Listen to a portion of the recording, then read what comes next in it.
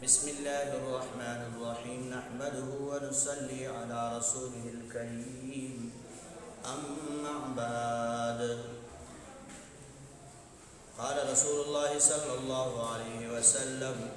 لا يدخل الجنة قتات أو كما قال عليه الصلاة والسلام زما معزز مسلمانانو نن موضوع د چغل خوره متعلق بیان کوو چغل خوره ډیر نقصانی شیز دی د سره د چغل خوره د لاسه خاندانونه تباه شي برباد شي اور د چغل خوره سزا هم ډیره سخته ده چې هغه تاسو له موږ بیانو الله دې ټول مسلمانان د چغل خوره نه محفوظ وساتي چغل خوره کې واقع دی یو کس خپل غلام راوستو د خرڅولو دپاره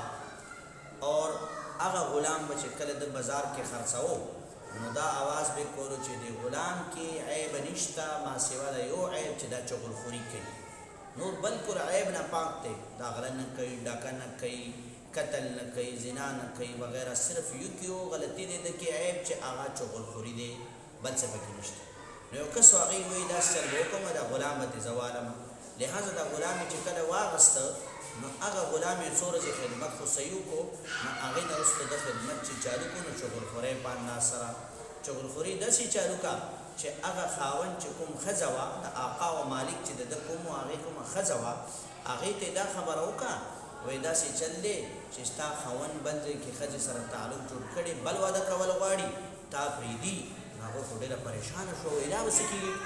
د دې دپاره هغې دا طریقې کار وکړ چې ته به داسې چل وکړې بېګا ته چاړه راواله اور خاوند ته ورشه او هغې نه یو دوه ویښته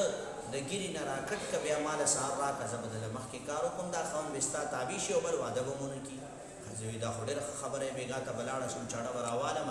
اور خاوند نه به چې دی دوه ویښته کټ کړم خبره به صحیح شي لہذا چې کله دا خبره یې ښځې له وکړه هلته خاوند ته لاړه او هغه غلام مالک ته وایي چې ستا ښځې بل چا سره تعلق صحیح نه دی بل چا سره واده کول غواړي او تا به قتلوي او نن شپې دله پروګرام کړی ما د هغې خبرې واورېدلې لہذا تا به قتلوي نو خاوند وایي داسې کار ما سره خپله ښځه کوي نو هغې لګې شو او په هغه صورت کې شپې سترګې بند کې چل ولې کوو خو چې کله هغه ښځې ولیده چې دی اوده دی نو راله هغه چړۍ وله راواغسته چې مرۍ ته یې ورنږدې کړه د ویښته کټ کولو په نیت باندې او خاوند پې سترګې راکولاو شوې خاوند ورته یې ته زما قتل پسې لګې بل چا سره واده کې نو هغه چړۍ د ښځې نه واغسته هغه یې پې قتل کړ هغې پلار ته پته ولګېده ورونو ته پته ولګېده هغې لګې شو همدغه خاوند یې والا قتل کړ